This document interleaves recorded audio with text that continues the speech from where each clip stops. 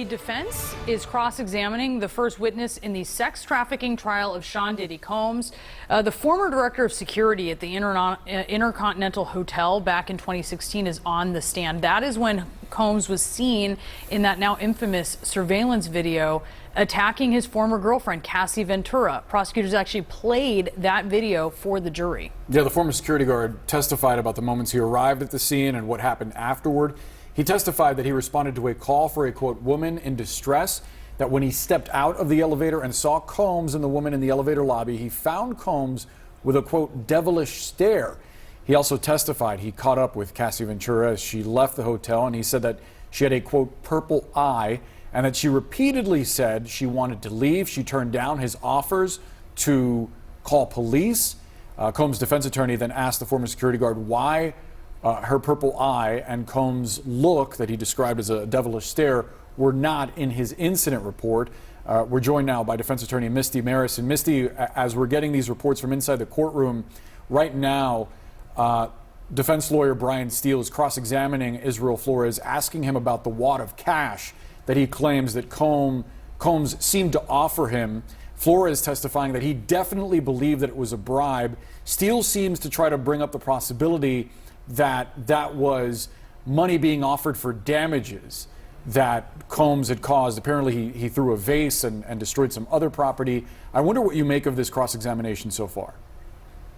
Yeah, I'm looking at this cross-examination, and I think that they're getting some headway from the defense side, and that's because, keep in mind what we're talking about here. This video is so central to the prosecution's case, not because it depicts Combs and Cassie in an altercation. Obviously, this domestic violence situation as conceded by the defense, but it's part of a bigger narrative for the prosecution that Combs, in any instance, to get individuals to comply in his criminal enterprise and with the conduct at the freak-offs, that he used violence to do so. And this all plays into what the prosecutors have to prove, which is force, fraud, and coercion. So keeping that in mind, you hear the defense undercutting some of those points on cross. First, questioning why, if this incident was, you saw this devilish stare and Cassie had a purple eye, how is that not in your report?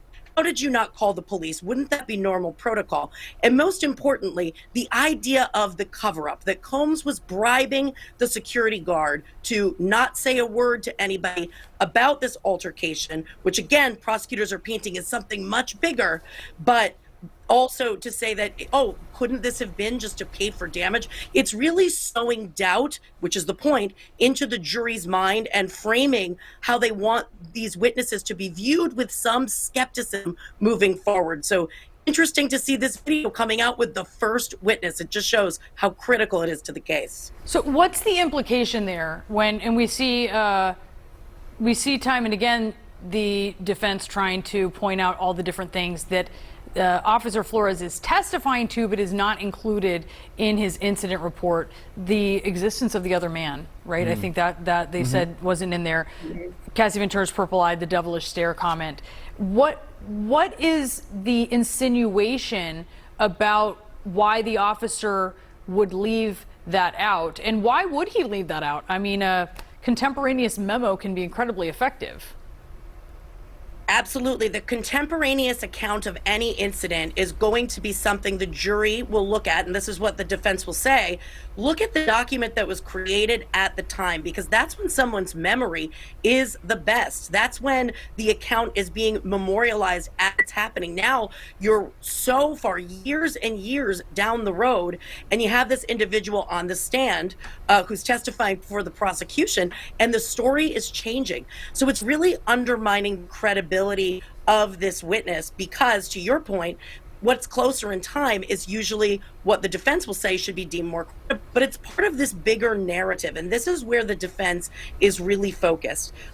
Is this an altercation between a couple, which they had to concede bad behavior on Combs's part? Is this an altercation between a couple who has a tumultuous 10-year relationship, or is this part of a freak-off? Is this indicative of the force that's used against not just Cassie, but others? So that's why we're seeing such a harsh cross-examination of a witness who's really just laying the foundation for the tape.